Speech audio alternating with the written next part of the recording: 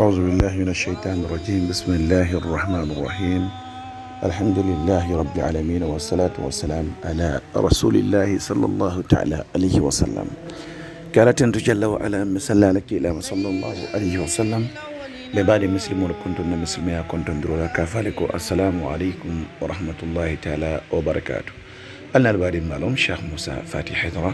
كافالكم السلام عليكم ورحمة الله وبركاته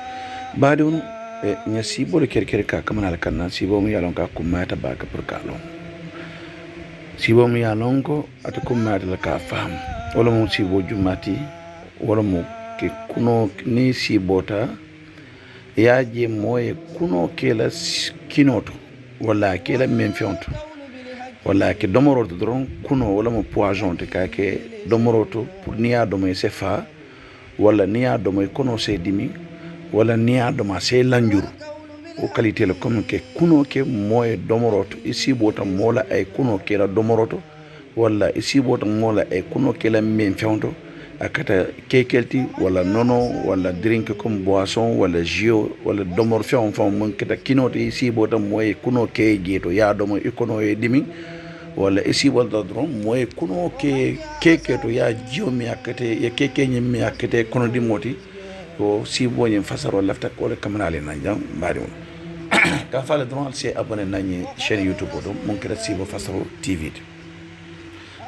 c'est abonné je abonnement be kala ñami wala mo yenti vidéo ñi albe ñi mo lamay kan ay duma la jibe sa faire ko wala on fele je duma bulba karola ni adiki drone inshallah wala mo abonnement ti ko joti je fam fenti je ka diki ni adiki abonnement no e bayla ko ni vidéo dum na YouTube ko e Mario ba sonnoral yo asiata molto mul kenkil na fana ila sibo la kola ko ke sibo ke la sibo la fasariye o fasaro nyen ke euro moneti ni be Europe banko kan ani America banko kan ani Asie banko kan akeke euro moneti ni be Africa banko kan CFA da se kemelulom CFA kemelulom yo bar ni be to banko kan karo mo euro moneti nindu ben WhatsApp groupe ko ne be to banko kan karnan euro tan sabalom yo baadon sibo ate kumata baake baaw ko mi medda kafo sibo ni ala be kuku kamal na almadon kanna nin kayra kolon aka sibo ndala le nin kol yaro ma sa sibo ndala nin sadabi je ya bonde ale tanka o kol yaanyina nin kayra lo mo yalon kaminato kan do biye asa fay ko kayro mine kam bar kale be dunna kono yo nin sadabi je mo yalon ko sa bonno pro kale ke dun kale kana dungo kayro nyin kono sa sada bonde yo baroto keno lo fay sibo yin ka yalo ne man sibo fam wata kuma da ni te mario man sibo lo ye video la mo ye video be do YouTube pour yalla ma inshallah rabbi ebe sibo londo sur la abatuma ebe sibo la mo yalon ko ne lam moy wala ebe sibo la mo yalon ko ebe jela sibo kono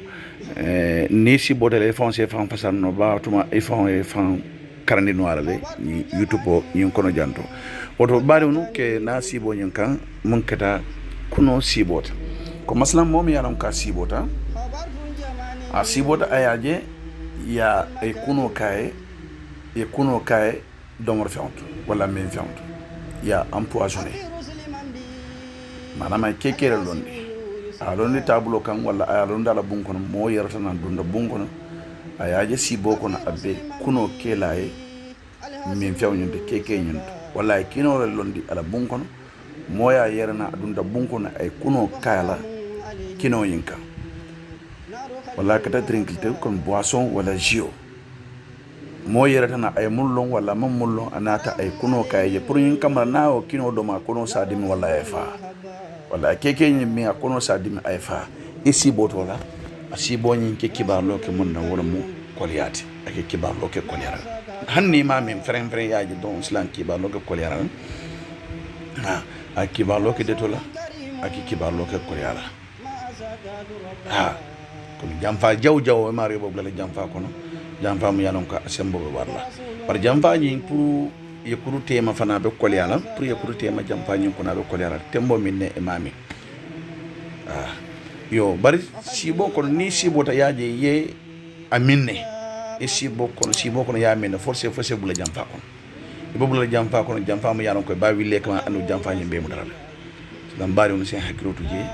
kuno ka ke moy domoro do ka min ita mun si botala ni ya minne wala ya domale andu kola na ko ma koye kuno lay nin kino do wala ya nin min fiona min silan e mario bobular jampa kono be bular ko liya kono be bular deto nin do si botala ya je ko ya ke kino to le wala ya ke min fiona to le ya min e kono e di min o si bonyin kono foy fata silan ke kibar mon nawo be tara mo kayrolati o ki kibar lo ke kayrol e si bota ila kino ibe mun do mala ya landi bon kono e finda inata yatra moy kuno kije ite o do mo e malo ilo do morin ko la inata lon ko e kuno kije e kono e de min e fata si boko na ke kibar kayrol la firum ñaarota dam walla keke lo yalo ni bon kono inata yatra moya keke nyen kuna dum yamin ila min ko la kete bul kono dimoti o kono dimoni manne do si boko no e fata ak kibar lo kayrol don la ta en foko ak kibar lo ke mun comme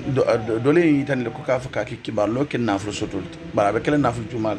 al malul haram naflu mi yalon ko haram yat nam comme ici bota yaaje kuno ya ke kinoto yadom ayefa ay kono di min ayefa islam fannadura o mo ke haram moti haram do modi fo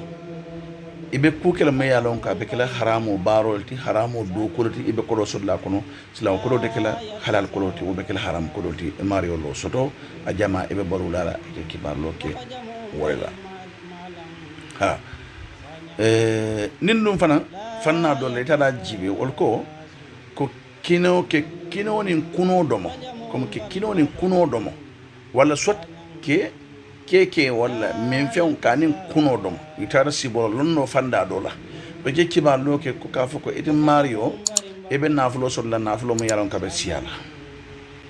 barabe kala haramu nafulo tide haramu nafulo jama e ba so la bar islam fanam be dende mum fe wala mo kunoti ya e mun quantité ke kinoto fa asia na siar don slabe kala kodoti mo yaron ka be siara nanin kino nyin siar kuno siar kino siar wala keke siar kuno siar ye mun kije asia dale quantité jamalon slabe nafulo so la nafulo be siala barabe kala nafulo to mo be kala haram nafulo abe kala haram nafulo nam ikara mota mo yaron ko yadomo walla ke e manke mota mo yaron ko yadam sla ke kibar golela nafulo soto nen dum kuno do mandi wona anin kino yen fana do mandi wona walla keke yen do mandi ne kuno ndi nekije e be kodo do mala haram e be haram nafulo so la barabe kala kodo to mon de siyala baki ade kala kodo to mon be siyala baki nin kino do fana be kala haram nafulo to mon de siyala baki sila be kayan din kino nin kuno la siyala fe ye munke kino yen kono walla ye munke walla ye munke nono nyen kono walla yake keko kono walla ke yake boisson kono abe kanyan ne mon konto na siar do be ko jama sulla bara kala haram naful nindo ado ata be kala naful bara kala ko do mom yaron ko abe siala nam donc ke sibo kuno la yake kinoto walla yake domroto akay nyillele kibare kay nyillele kibar nam yo ibaje la fanna dola ni tata sibo la fanna dola ke kuno ka dokundi ke kuno ka ke kinoto wala yaji mo bakira doku kinoto wala soit ite fon jato al istimal sum tulu hayati wa manfaat dunyawiyya ke sibo yaji be kuno de dala ka ke mola kinoto walla ibe kuno de dala kake kinoto walla e bakela boisson to walla e bakela nono ka walla e bakela keke ka ite fono ba kuna duna sibo kono sibo la londo do bi jiwa keke ba loke ala o keke ba loke munna wala mu muna fonti bar dunia nafala moti ak dan dunia nafala la kratije ke sibo yaje ibe kuno kela kinoto kuno wala poison ti munke mofa yalon ko niadi mo la se kono de min jawodi yala walla yo comme mbolema ke sibo ala ite mario fomba de la sibo kono islam o ke kibarlo ke fironela nyaruta barake mum fo jan nafamu moti o be danna dunya la kratije donc ke kuno do kundi sibo kono ma fo moya do kundi ka kete la kinoto walla ka kete la nono walla ka kela min fion ici bota ite fo ba do kundola al istimal ka do kundi aki kibarlo ke munna wala munyinti dunia nafati dunia kairot baramal lakrati donc baado no nyina mu kuno siboti ka faale ko almale mbe kisa kuna barola anen fanan alen kisa molla mal yalon ko be kuno kila molla do morota kami to me kanya nale jan ka fale don al say abonné bake chaîne YouTube yinto Sibo Fastro TV asa jenjendi fana aliya partager bake ibaji lobe kumayar bake seno yin se sembo sodo ase sembo sodo téléphone se wakil no do ko la nyami me kanya nale jan ka fale ko assalamu alaikum wa rahmatullahi ta'ala wa barakatuh خبرت جمان والمكان ببديه خبرت جمان والمكان ببديه